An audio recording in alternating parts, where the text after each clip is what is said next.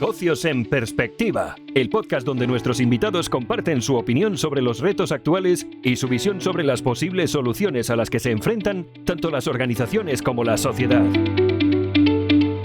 Soy Alex Kroger y hoy voy a hablar con Giuseppe Cavallo. Giuseppe tiene una trayectoria importante dentro del mundo del marketing y la comunicación. Algo que le ha llevado a dedicarse a un tema que es cada vez más relevante, que es el storytelling y el branding. En un mundo donde, tenemos impactos, distracciones y evidentemente donde la atención escasea, contar nuestra historia, conectar con las personas y dar a entender de una forma sencilla, eficaz, en qué y cómo podemos ayudar es cada vez más difícil, pero, sin duda, más relevante y más importante. Todos sabemos que cuando en el colegio aprendíamos o bien matemáticas o inglés o de hecho cualquier cosa, a través de una canción todo era mucho más ameno, aprender era un juego de niños literalmente. Lo mismo aplica en el mundo, adulto, en el mundo business. A lo mejor en vez de cantar podríamos acompañar nuestro mensaje con una historia que conecte con el mensaje principal, aumentando un poco la probabilidad de recordar el mensaje. Personalmente tengo varios ejemplos en ambos sentidos. Gente que realmente no conecta en absoluto y gente que usando dos simples líneas realmente han conectado contigo y de una forma súper eficaz, y realmente cuando te cruzas con gente que es capaz de transmitir de esa forma sientes realmente un alivio tremendo. Tú como receptor, consumidor, cliente, espectador, después de tener una sensación así te sientes más seguro, más relajado, ya que un poco te han quitado esa necesidad de esforzarte por entender y conectar con lo que está pasando, con lo que te intentan conectar y, sí, que viene todo de una forma mucho más nativa y mucho más natural. Giuseppe, estoy seguro de que nos vas a dar un par de consejos sobre cómo podemos hacer cosas de una manera diferente o cómo podemos empezar un poco a construir nuestra historia. Espero que acompañado de una buena historia. Y sé que has sido entrevistado por grandes plataformas como Radio Nacional de España, Radio 4, Radio Cataluña, así que contar contigo aquí es todo un privilegio. Antes de nada, bienvenido. Muchas gracias, el privilegio es todo mío, Alex, y gracias por invitarme. Como he comentado, actualmente estás desarrollando tu proyecto dentro del mundo del branding y storytelling. ¿Qué te llevó hasta aquí? Mi proyecto es una agencia que hace consultoría de branding y storytelling, se llama Vox Populi, y lo que me ha llevado aquí realmente es un continuum. Si lo miro en perspectiva, toda mi vida yo he estado trabajando en esto, ¿no? Empecé en Colgate-Palmolive hace muchos años, en 1988, no sé si te sorprende la cosa, y empecé en marketing. Después pasé a Nissan, y en Nissan siempre he estado trabajando en temas de tanto marketing como comunicación o relaciones públicas o cosas de este estilo, gestión de marcas, y esto ha sido a lo largo de 25 años. He estado trabajando en marcas toda mi vida profesional. En un dado momento, ¿qué pasa? Pasa que, como le sucede a muchas personas, te preguntas qué estás haciendo, ¿no? El para qué. Es una crisis de mediana edad que nos llega a todos. Y mi respuesta fue que estaba igual notando una distancia entre el significado de lo que yo estaba haciendo y lo que yo quería hacer realmente, ¿no? Veía una distancia entre las dos cosas. No que Nissan no fuera una buena empresa, Nissan es una empresa fantástica, ahora está pasando por un momento un poco delicado, pero es una empresa muy seria, muy sólida, también desde el punto de vista de los valores. Pero yo no sentía esta conexión en ese momento. Entonces recordé que toda mi vida había querido tener una agencia de comunicación y fíjate, las cosas coincidieron y monté Vox Populi. ¿El branding exactamente qué es? Mira, el branding, yo suelo empezar por una definición de una marca. ¿Qué es una marca, no? Entonces el branding fundamentalmente es el arte de trabajar las marcas. Entonces si tú miras qué es una marca, para mí fundamentalmente una marca es una plataforma de significados, ¿no? Para explicarme mejor, hago un ejemplo. Patagonia, por ejemplo, ¿no? Patagonia es una marca que aboca sobre todo por la sostenibilidad, una forma de consumo que al final de la cuenta no se cargue el planeta. Entonces, ¿qué quiere decir eso? Cuando yo me pongo una camiseta de Patagonia encima, lo que estoy diciendo es que el medio ambiente es importante para mí. ¿vale? ¿Qué pasa en esta relación entre yo y Patagonia? Pasa este punto, que Patagonia ha cargado su nombre con una serie de significados: el medio ambiente, la sostenibilidad, el futuro, nuestros hijos, etc. Y yo, asumiendo dentro de mi persona, dentro de mi identidad, la vida de Patagonia, estoy diciendo que esos son significados importantes para mí. Esto es el branding, trabajar con estos significados. O sea, ¿se podría traducir en cómo transmitir un mensaje? Fundamentalmente sí. El branding fundamentalmente es el arte de resumir de forma simbólica algunos mensajes que son importantes para el público. Y por el otro lado, el storytelling, ¿qué es? El storytelling es interesante porque el storytelling tiene que ver con algo que hemos empezado a hacer cuando todavía nuestros ancestros tenían mucho pelo, mucho más que los otros. Desde siempre nuestros ancestros se han unido alrededor de un fuego y han contado historias que les servían para entender alguna cosa que igual no entendían todavía. Era una forma de investigación. Ahora, en nuestro caso, en el caso de la relación con el branding, el storytelling es una técnica, el uso de metodologías que utilizamos para investigar nuestra propia identidad, pero donde no llega la razón. ¿Vale? Entonces, mientras que el branding es una técnica que usamos para explicitar significados, el storytelling es tocar las emociones, o sea, la parte trascendente, la parte no cognitiva, que nos permite llegar a aquellos significados donde nuestra mente cognitiva no llega. Entonces, combinar storytelling y branding es una herramienta súper potente. Sí, muy, muy potente en el sentido de que el punto es este. Mientras que con el branding lo que estamos haciendo es proponer una visión del mundo, con el storytelling lo que hacemos es recorrer aquellos caminos que son caminos puramente emocionales, que nos permiten llegar a aquella visión sin el filtro de la mente. Vale. Entonces, una forma de abarcar este punto es cuál es entonces el rol del branding y cuál es el rol del storytelling, ¿no? Entonces, el rol del branding fundamentalmente es el de proponer una visión, el de proponer un entendimiento de cómo debería ser el mundo, de cuáles son los valores fundamentales que nos guían y cómo nos gustaría vivir en este mundo, en qué mundo nos gustaría vivir, ¿vale? Entonces, esto es el branding. Pero el storytelling es aquella forma de relacionarnos con esos significados, pero de forma emocional. Vale. Cuando tú escuchas los grandes storytellers, sobre todo los que escriben guiones de cine, ellos te dicen que tienen una regla fundamental, que es show, don't tell, ¿no? Entonces, te hago un ejemplo. Pongamos que yo te cuento de una persona que conocemos los dos y te digo, mira, este señor el otro día estaba muy enfadado. Estaba supremamente enfadado. Vale, tú dices, bueno, muy bien, este señor estaba enfadado, tiene que haber pasado algo, etc. No hay ninguna relación que tú puedas desarrollar con este hecho. Será muy, muy diferente si yo te enseño una fotografía de este señor rompiendo algo en una mesa, evidentemente. Entonces, esa es la regla del show, don't tell. ¿Por qué es importante esta regla?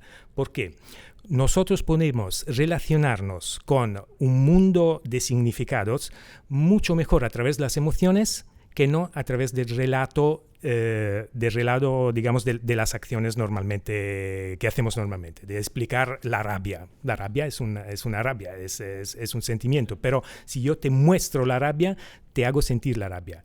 ¿Y qué pasa? Que tú, bueno, podemos ir muy en profundidad, podemos hablar de neuronas espejos, podemos hablar de cosas de este estilo. ¿Qué quiere decir esto? Quiere decir que tú te puedes relacionar, a través del storytelling, te puedes relacionar personalmente con los valores que yo te estoy proponiendo. Y en todo momento estamos hablando de habilidades y de técnicas que, digamos, son un poco soft, ¿no? Que no se pueden cuantificar de una manera matemática a lo mejor.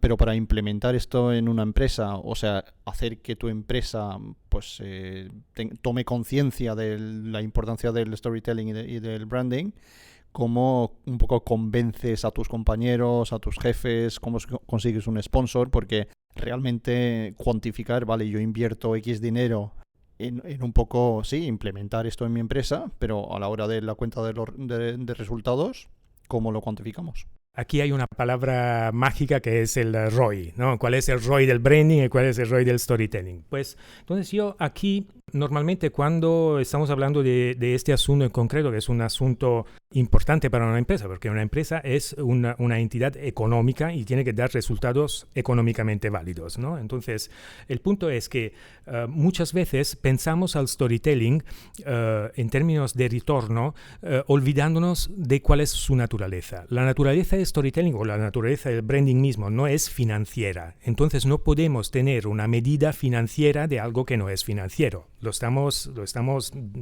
desnaturando.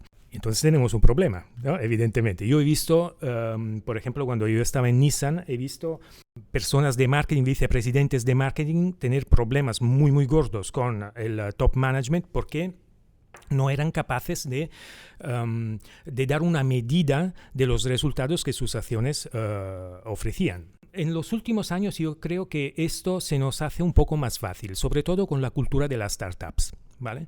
Entonces la cultura de la startup, ¿qué te ofrece? Te ofrece la idea de que no todo lo que tú haces es medible de una forma hard, de una forma muy, muy concreta. Pero lo que sí que puedes hacer es ver si respecto a tu visión, lo que estás haciendo te acerca o te aleja.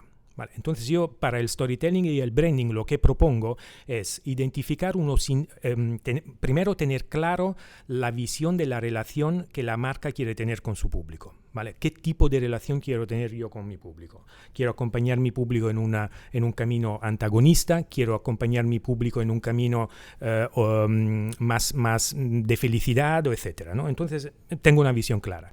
¿Cuáles son los indicadores que mi marca está teniendo impacto en la relación con mi público? Una vez que tenemos esto muy claro, entonces vamos a medir estos indicadores. Por ejemplo, si yo soy Triodos Bank y mi relación con mi público es una relación de vamos juntos en la construcción de un mundo mejor, evidentemente una de las claves de mi éxito está en el hecho de que mis consumidores, mis clientes, son evangelistas. Entonces yo puedo estar midiendo cuál es el índice de recomendación a pares que mis consumidores hacen. Esto puede ser un indicador muy claro de si estoy teniendo éxito o no en mi estrategia de branding, evidentemente. Fantástico. Hablando de branding, ¿realmente es algo para todo el mundo o es algo para un tipo de empresa nada más? Y un poco, ¿cuál es la diferencia entre una estrategia de marketing y una estrategia de branding? Es muy diferente hablar de marketing que hablar de branding. Cuando estamos hablando de marketing, estamos hablando de cómo se organiza la empresa para que el producto o los servicios lleguen a su público de una forma que sea apetecible y que finalmente el público compre estos productos o servicios. Cuando estamos hablando de branding, estamos hablando de una cosa un poco diferente. Es parte del marketing, pero no es todo el marketing. El branding fundamentalmente tiene que generar una relación entre el público y la marca, en concreto no los productos individualmente o los servicios individualmente, sino con la marca. Brand viene de la palabra brand marketing, marca. Entonces, estamos hablando de crear una relación del público con la marca en base a una serie de significados, que quiere decir una visión. Entonces, yo como marca, ¿qué estoy representando dentro del mundo, dentro de la vida de mis clientes? Esta es la relación que estamos persiguiendo. O sea, podríamos decir que el branding va muy ligado y muy conectado con el marketing. Seguramente van muy ligados. El branding es una parte del marketing. O si quieres, el marketing es la parte más operativa de llevar la marca al mercado. Y saltando al tema de storytelling, ¿es una habilidad que deberíamos desarrollar todos o solamente los que se dedican al tema marketing y al tema ventas o es algo realmente potente que todo el mundo debería utilizar? El storytelling es fundamental en la vida de una marca porque realmente es la manera como la marca puede llegar al corazón de las personas. Sabemos que todas las decisiones que tomamos pensamos que somos un animal racional, pero realmente esto viene después. Antes vienen las emociones, ¿no?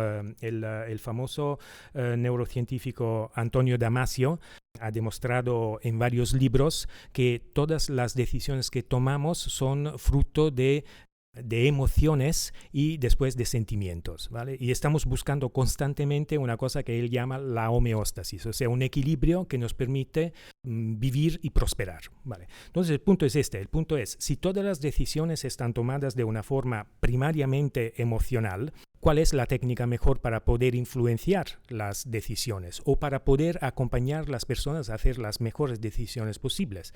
Pues el storytelling, porque como hemos dicho, si el branding me permite de una forma más racional organizar los significados, el storytelling me permite acceder a estos significados de una forma emocional. Entonces el storytelling para mí es probablemente la herramienta más potente que una marca tiene a disposición para poder acceder al universo emocional de sus clientes y así poder interactuar. Sin storytelling, podría atreverme a decir, sin una buena estrategia de storytelling, una marca no puede relacionarse de forma profunda con su público.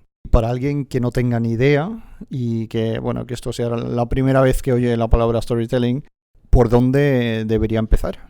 Primero me pondría muy, permíteme decir, muy serio con el storytelling porque es una herramienta estratégica para la empresa y entonces está bien enfrentarse a ella de una forma estratégica, o sea, estudiar bien cuáles son los fundamentos del arte. Empezaría por estudiar dos cosas. Una cosa fundamental es estudiar el trabajo de un gran mitólogo que se llama Joseph Campbell. Estamos en territorio de mitología, en territorio de antropología, porque el marketing fundamentalmente tiene mucho de antropología. En concreto, sugeriría leer un libro que se llama El héroe de las 1000 caras. Es el libro donde Joseph Campbell explicó el viaje del héroe, que hoy en día se usa muchísimo, tanto en temas de leadership y sobre todo en temas de storytelling, porque es lo que yo llamo la plantilla universal de una historia. Vale, esto por un lado. Por otro lado, que es lo que he hecho yo, me pondría a estudiar las técnicas de escritura de guiones cinematográficos.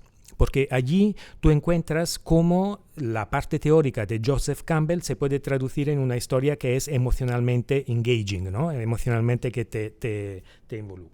Y luego, para ir un poco más en lo concreto, a una persona que dice, bueno, pero dame unas anclas, ¿no? ¿Cómo empiezo yo a enfrentarme a una historia? ¿Qué es importante cuando escribo una historia? Pues para mí hay 3 cosas fundamentales que son importantes a tener en cuenta cuando estás escribiendo una historia, que sea la historia de cuando ayer has ido a hacer una comida con los amigos, la historia de tu marca o la historia de tu marca personal también. Vale, estos son principalmente una idea de cambio.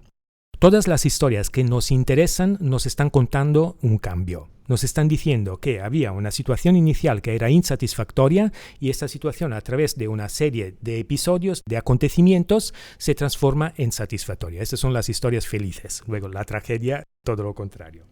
Entonces, la primera cosa que te tienes que concentrar es la idea de tener un cambio en tu historia. Si no tienes un cambio en tu historia, es que no tienes una historia, ¿vale? Entonces tienes que empezar de nuevo. El segundo punto es que si tú piensas en una película, cualquiera que tú quieras pensar, por ejemplo, Braveheart o cualquier otra película que te haya gustado mucho, tú ves que al inicio esta película te diseña una situación idílica, una situación bella, pasa algo, se crea un problema y toda la película nos relata cómo el héroe de esta película ha perseguido restablecer el equilibrio. ¿Vale? Entonces, ¿qué es que ha movido toda la película? El deseo, la emoción. La emoción fundamental de cualquier historia es el deseo de restablecer un equilibrio en el mismo nivel o en un nivel más alto. Entonces, tienes que tener una emoción, un deseo que sea fuerte y cuanto más fuerte es el deseo, más interesante se hace la historia que estás contando. Y finalmente, El punto es, vale, yo tengo una idea de cambio, tengo una idea del deseo que me está moviendo para resolver el cambio que estoy deseando, etc. El para qué. Todos necesitamos una visión, ¿vale? Entonces, si tú en tu historia tienes una visión de un mundo mejor que proponer, tu historia se hace mucho más potente y sobre todo puede inspirar a las personas que la están escuchando a hacer la suya propia, a ver cómo esta visión de un mundo mejor puede aplicar en su propia vida. Y en este sentido se hace potente tu historia. Y el storytelling entiendo que no se recomienda en todas las situaciones. Habrá situaciones donde pues simplemente no se recomienda hacer storytelling. Yo diría que sí es importante el storytelling en cualquier historia. ¿Por qué? Te hago un ejemplo un poco brutal, pero probablemente bastante gráfico. Si yo te parlo de valores, pues corro el riesgo de aburrirte, porque los valores en sí son muy aburridos. Si yo te hablo de ser buena persona, te hablo de ser sincero, te voy a aburrir y empezarás a bostezar. Todo lo contrario pasará si yo te cuento una historia donde estos valores están puestos en peligro, donde hay una oposición a estos valores y hay una lucha para que estos valores se afirmen en la sociedad. Y sobre todo que haya un para qué, como decíamos antes, ¿no? La visión, que técnicamente se llama el nuevo equilibrio, que es el para qué estamos luchando para que nuestros valores se afirmen. El tema storytelling, el tema branding es algo que no lleva toda la vida en el mercado, pues con ese nombre a lo mejor, pero ¿crees que es una moda pasajera el storytelling y el branding? Yo creo que, bueno, como tú justamente decías antes, el storytelling se ha llamado de muchas formas diferentes, pero siempre ha estado. De hecho, ha estado desde que nuestra civilización ha empezado. Muchos antropólogos dicen que, de hecho, nuestra civilización existe porque ha habido storytelling, porque hemos sido capaces de contar historias que nos han permitido de relacionarnos con lo trascendente, lo que no entendíamos, y sobre todo de imaginar futuros posibles. Vale, entonces el storytelling siempre ha estado allí, y también en las marcas el storytelling siempre ha estado allí. Por ejemplo, marcas como Coca-Cola, marcas como Nike, marcas como Apple, marcas como HP. Son todas marcas que han sabido contar historias a sus consumidores. Le han contado historias de felicidad, le han contado historias de resurrección, le han contado historias de creatividad, etc. Pero siempre han contado historias con la visión de un futuro posible. Estamos hablando de storytelling y de branding, que son dos palabras inglesas, bueno, dos anglicismos. Si tuvieras que describir o darnos dos palabras que sustituyeran storytelling y branding, pero en castellano, ¿cuáles serían? Entonces, si tuviese que decir, lo bueno del inglés es que es muy sintético, ¿no? Entonces, si tuviese que decir en castellano storytelling, yo probablemente abocaría por una definición que es relatos de marca que inspiran, ¿no? Podría ser bastante interesante. Y si tuviese que hablar de branding, probablemente hablaría de marcas con sentido, que pueden expresar un sentido. Como ya sabrás, la pregunta emoji es habitual en este podcast. Para conocerte un poco mejor, pues vamos con la famosa pregunta. Si fueras un emoji, ¿cuál serías y por qué? Muy divertida pregunta. Bueno, seguramente sería el emoji, ¿sabes esto que hace abrazos, no? Porque a mí me encanta abrazar a las personas y hay una razón, porque yo creo que cuando hay un contacto físico entre dos personas nos recordamos que somos personas de carne y hueso, emociones, tenemos una vida, tenemos unos sueños, tenemos unas ambiciones, al final somos personas y el contacto físico te reconduce a esta dimensión. Has escrito un par de libros y eres el coautor de otros, aparte de contribuir con tus artículos en el periódico y La Vanguardia. El título de uno de tus libros es Marketing de la Felicidad y es es un tema muy actual en estos momentos donde tenemos personas que se dedican específicamente a temas de felicidad en las organizaciones, como puede ser el Chief Happiness Officer y roles similares. Un poco, ¿cuál es el objetivo del libro y qué es lo que quieres transmitir con el libro? Con ese libro, fundamentalmente lo que me había propuesto era responder con una propuesta, a una metáfora que hace del marketing un arte poco acreditado, un arte vista con negatividad. Si tú, aquí en España, por ejemplo, el marketing es metáfora de mentira. Yo quería reaccionar a esta cosa porque creo lo contrario, yo creo que es un arte muy noble, y entonces escribí este libro porque quería demostrar que hay técnicas para que las empresas puedan reconectar con el valor que son capaces de crear para su público, reconectar con ese valor, ponerlo en valor, valga la redundancia, y presentarlo a un público de manera que tenga significado en su propia vida, que tenga un impacto positivo en su vida. De allí la felicidad. Entonces el marketing para mí es una técnica que permite a las empresas de hacer llegar valor a su público. Hablando de valores, hablas de marketing con valores y marcas con valor. Exactamente, bueno, ya lo has explicado brevemente, pero ¿son realmente dos elementos que van juntos? Y de hecho, otra pregunta que va ligada, ¿es realmente posible para cualquier empresa, independientemente, por ejemplo, una funeraria, crear una marca con valor, ¿vale? El valor, pero la felicidad, todo eso, ¿cómo lo integras ahí? La primera parte de la pregunta es realmente, para uno que cree en el valor del marketing, es como bastante fácil de responder, y además, por suerte, en este momento hay una evolución de las marcas hacia los valores. Si tú ves cómo se ha movido en los últimos 10 años una marca tan grande como Unilever, por ejemplo, es una marca que ha decidido conscientemente desplazarse hacia la afirmación de valores potentes, y ha visto que esto le da resultados positivos. Aparte digamos, tropiezos momentáneos, pero en general te da resultados muy positivos. Toma una marca tipo Danone. Danone está construyendo todo su éxito sobre la base de los valores que propone. Hemos mencionado antes a Triodos Bank. Triodos Bank existe en función de sus valores. Y en España, por ejemplo, tenemos una marca que está teniendo un éxito enorme, que es una energética, se llama Holaluz.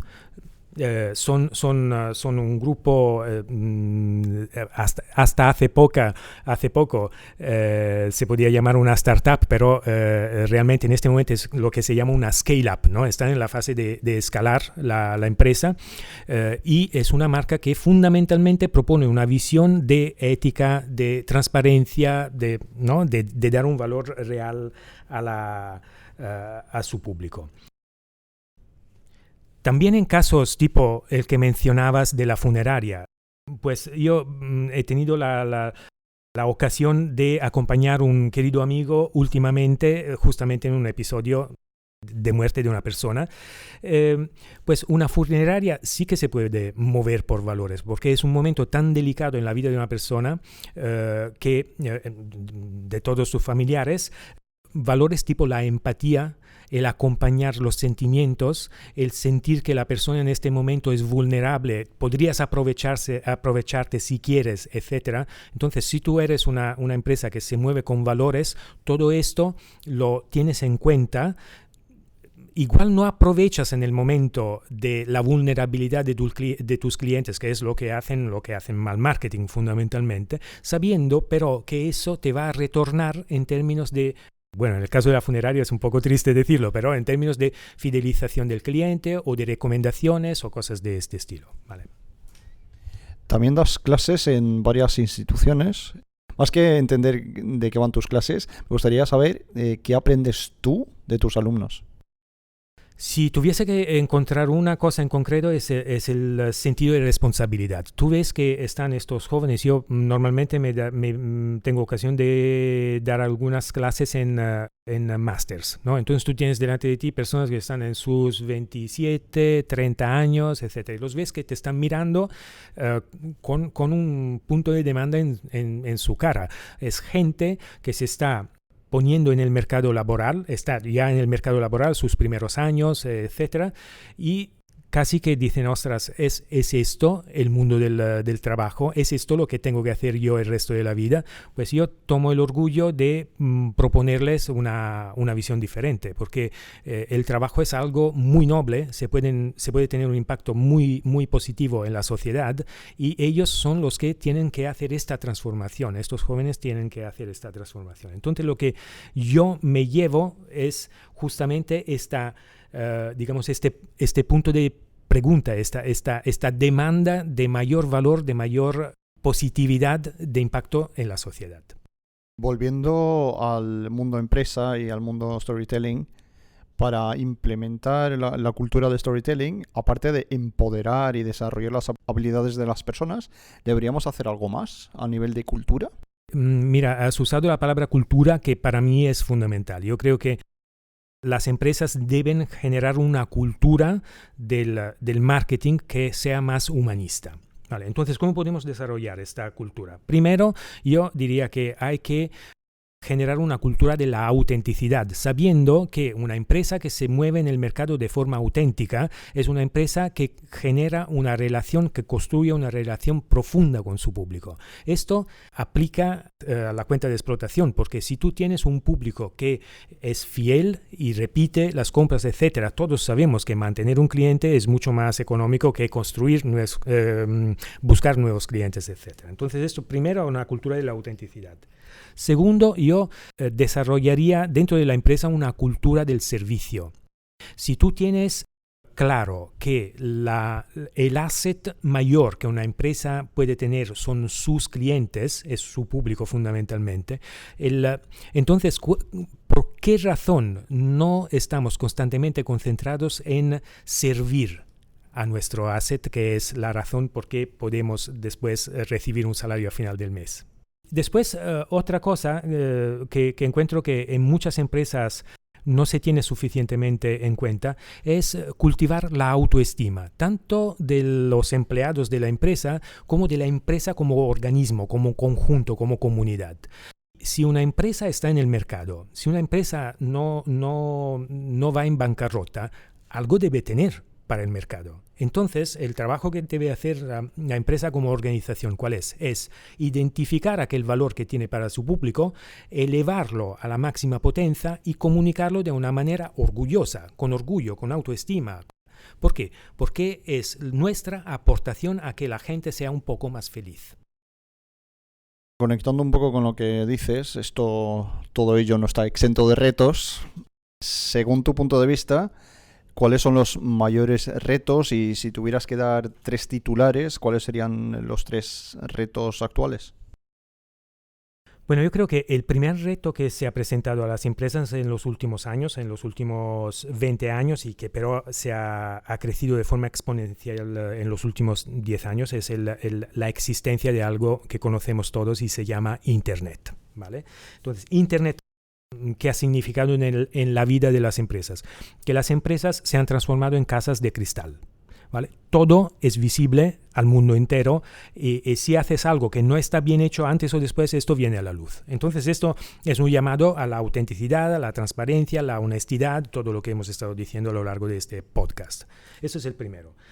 El segundo gran reto que tienen las empresas es digamos, algo que está aconteciendo de forma exponencial en los últimos años, que es la aceleración del cambio, ¿vale? Entonces, las empresas se encuentran delante de sociedades que cambian de actitud constantemente y esto las puede desplazar, porque antes teníamos la cultura en las empresas, la famosa cultura de la planificación estratégica.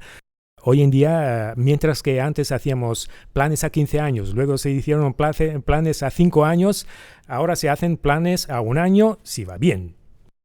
Después, el último reto que yo creo, el tercer reto que yo creo que las empresas están llamadas a contemplar es el reto del cambio climático, el reto de la sostenibilidad. Nadie está exento. Y sobre todo el punto es que mientras que probablemente hace 1 año, no más que esto, se pedía a las empresas de no dañar el medio ambiente, hoy todo el mundo pide a la empresa qué estás haciendo para mejorar la situación, no simplemente para preservarla. claramente. Entonces, estos son los 3 retos fundamentales que yo le veo. Bueno, ya parcialmente lo has contestado, pero ¿cómo solucionarías estos 3 retos que mencionas? Al reto de Internet, yo creo que la solución es fundamentalmente hablar de una forma auténtica a tu público. Ser auténtico, hemos hablado del orgullo, de la autoestima. Yo creo que las empresas tienen una oportunidad enorme de autoinvestigación para poder hablar de una forma auténtica y asertiva y orgullosa a su público. Claro, tienes que hacer un ejercicio para poder hacer esto. El segundo punto, que era el del cambio continuo, para mí, digamos, es que las empresas tienen que adoptar una nueva manera de actuar dentro del mercado. Mientras que antes estábamos acostumbrados al control, ahora tenemos que estar acostumbrados a fluir con el mercado. O sea, si el mercado me está cambiando constantemente, yo tengo que tener la capacidad de, desde mi centro estratégico, sobre todo desde mi centro como propósito y valores de la empresa, soportado por una cultura sólida, desde este centro fluir con el mercado. Y por último, que es el problema del cambio climático, yo creo que todas las empresas tienen que responder a esta petición de actuación de la gente. Entonces, cualquiera sea el mercado en que estamos operando, todas las empresas tienen que preguntarse, ¿yo cómo puedo ayudar a sanar la situación climática que se ha creado? ¿Y un consejo que darías a una empresa que esté pasando por un mal momento? Esto es interesante. Yo creo que hay muchas empresas que están pasando por un mal momento después de la crisis de 2008. Algunas han recuperado, otras no han tenido la fuerza de hacerlo, etcétera, etcétera. Entonces yo diría, primero hay que subir la autoestima del equipo. Las empresas son sus equipos, las empresas son las personas que las forman. Entonces, la primera cosa que yo haría sería unir a los equipos en forma de casi como si fueran unas tribus. ¿Vale? Unas tribus que tienen un objetivo, que tienen una visión compartida y que juntas pueden, digamos, las personas juntas de estos equipos pueden alcanzar estos objetivos. Entonces, subir la autoestima del equipo es la primera cosa que puede hacer una empresa. La segunda cosa es tener, lo hemos hablado antes, es tener un para qué. ¿Cuál es el propósito de nuestra empresa? Si tienes un propósito claro, esto te otorga coherencia y te otorga potencia, porque la coherencia es la condición inicial para que tus acciones tengan una potencia, porque las acciones suman y la suma es exponencial, no es aritmética. Y finalmente, la última cosa que va, yo creo, muy ligada con una idea de para qué, con una idea de propósito, con una idea de hacer parte de un proyecto más grande, igual trascendente, es cultivar una idea de resiliencia dentro de la empresa. La resiliencia tiene que ser parte de la cultura de todas las empresas hoy. ¿Por qué? Porque estamos sujetos a lo que hemos dicho antes, el cambio continuo. Cambio continuo quiere decir que constantemente estaremos enfrentándonos a retos que nos ponen en discusión nuestras creencias, nuestras metodologías, nuestra manera de operar. Entonces, una resiliencia es fundamental para que podamos prosperar en una situación de este tipo. ¿Y un consejo que te gustaría haber recibido hace 20 años? Probablemente la primera cosa, que esto yo creo que desafortunadamente lo alcanzas solo con la edad, es tener una visión clara. Tener una visión clara de dónde quieres llegar, pero sobre todo, ¿para qué quieres llegar allí? ¿Cuál es el propósito de lo que estás haciendo? Y otra cosa que he aprendido con el tiempo y que les aconsejo a cualquiera y sobre todo a los jóvenes, especialmente a aquellos jóvenes que son un poco cínicos con el mundo, con la cosa, es celebrar. Celebrar las pequeñas victorias que uno tiene, porque siempre hay el momento en que llega una traba y te puedes hundir, pero celebrar las pequeñas victorias que tienes te da un sentido de estar progresando. Esto es muy importante. Muy bien, muchas gracias, Giuseppe. ¿Cómo resumirías esta breve charla? Bueno, en 3-4 líneas. Bueno, yo diría que si tenemos que resumir a lo mínimo todo lo que hemos dicho, yo diría que probablemente el mensaje más importante es que el marketing es una técnica, el branding y el storytelling son técnicas para que el business se haga más humanista. ¿Vale? Esto es un primer enfoque que podemos dar. Y el segundo enfoque es en un mundo que hemos dicho está en constante cambio, con retos siempre más grandes. Tenemos el mayor reto de todos es que estamos al punto de cargarnos el planeta. Entonces es alimentar un optimismo que pero está basado en la acción. No podemos ser optimistas sin tomar acción. Si tomamos acción, entonces tenemos alguna razón para poder ser un poco más optimistas. Pues muchísimas gracias. Bueno, gracias sobre todo por tu tiempo, por venir hasta aquí, por tu conocimiento y tu pasión por el storytelling y el branding. Como siempre digo a nuestros oyentes que nos encuentren por las redes, por LinkedIn, por Twitter, a través de @podcastnp, como no, nuestro canal de YouTube. A ti, Giuseppe, ¿por dónde te pueden encontrar? ¿Cómo se pueden poner en contacto contigo? Yo que trabajo en comunicación, realmente he intentado reducir al máximo los canales donde se me puede encontrar porque creo que le da un poco más coherencia. Entonces a mí se me puede encontrar en LinkedIn y estaré encantado de conectar con cualquiera que quiera conectar conmigo. Y la segunda manera donde se puede conectar conmigo es a través de la web de nuestra agencia, que es voxpopulilabs.com. Allí pueden encontrar un blog, pueden encontrar todo lo que hacemos y cómo lo hacemos sobre todo. Muy bien, muchas gracias, Giuseppe.